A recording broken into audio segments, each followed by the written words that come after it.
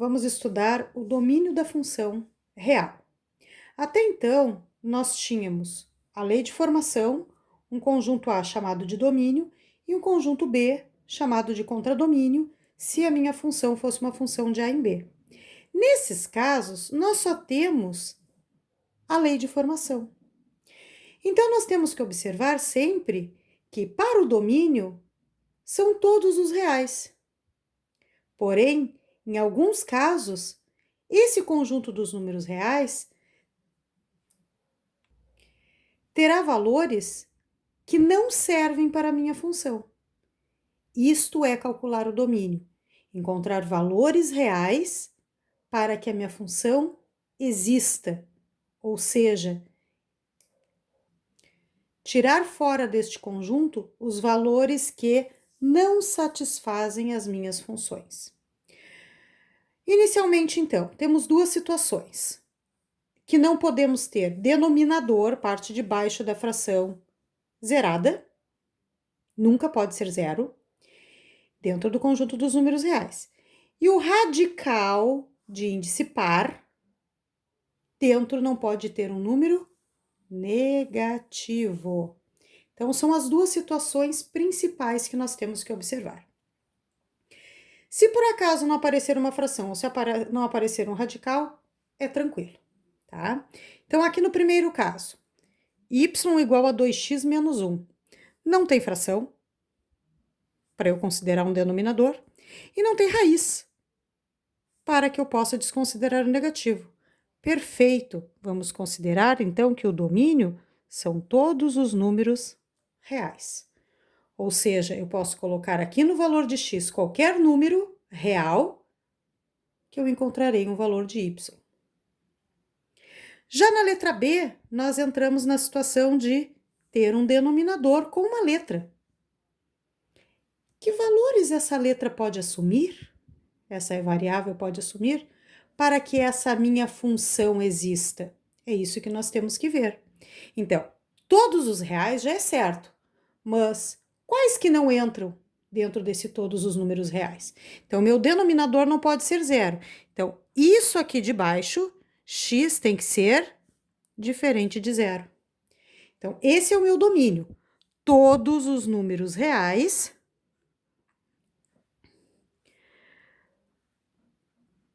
menos o zero.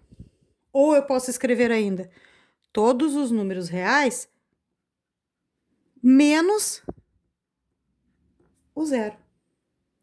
Porque se eu colocar zero neste valor de x, alguma coisa divididos por zero, eu não tenho como calcular dentro dos números reais. Já na letra C, aparece um radical, né? E o índice desse meu radical, quando não tem nada, é 2. Então, é um radical de índice par. O que tem que acontecer? Dentro não pode ser um número negativo. Então, nós pegaremos esse valor de dentro, x mais 1, se ele não pode ser negativo, ele pode ser positivo e zero. Então, eu posso dizer que ele pode ser positivo, maior do que zero, né? Ou igual a zero. Assim, eu desconto somente os números negativos.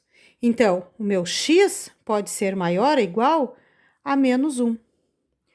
Qualquer número que eu coloque aqui que seja maior ou igual a menos 1, essa minha função existirá.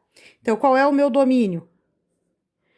X que pertence aos reais, tal que esse x tem que ser maior ou igual a menos 1. Na letra D, temos uma raiz. Mas o índice é par, como manda? Não, ele é um índice ímpar. Então, novamente, o meu domínio são todos os números reais. Não há restrições. Já na letra E, nós também temos uma raiz. Porém, o índice, novamente, é par. Se é par, eu não posso ter um número negativo aqui dentro. Então, tudo isso aqui tem que ser positivo ou zero. Então, o x mais 4 tem que ser maior ou igual a zero. Então, eu tenho uma inequação que eu vou resolver. X tem que ser maior ou igual a menos 4. Então, qualquer valor que eu coloque aqui nesse lugar de x, desde que esse valor seja maior ou igual a menos 4, essa minha função existe. Então, qual seria o meu domínio? X que pertence aos reais, tal que o x é maior ou igual a menos 4. Já na letra F, nós temos uma fração e a letra aparece no denominador. Então, nós temos aquela situação de que o denominador todo não pode ser zero. Ele pode ser positivo e pode ser negativo. Zero não. Então, ele tem que ser diferente de zero. Então, x ao quadrado menos 4 tem que ser diferente de zero. Então, meu x ao quadrado tem que ser diferente de 4. Passo o 4 para o lado de cá. X tem que ser diferente de mais ou menos a raiz do 4. Ou seja, o meu x tem que ser diferente de mais ou menos 2. Aqui neste lugar do x, eu posso colocar qualquer número real, desde que esse número real não seja mais 2 e menos 2. Aí a minha função existirá. Então, qual seria o meu domínio? X que pertence aos reais, tal que o x tem que ser diferente de mais ou menos 2. Qual outra maneira eu poderia escrever? Domínio é igual a todo o conjunto dos números reais menos os dois valores que não satisfazem a minha função, o mais ou menos 2. Já neste último exemplo, nós temos uma soma.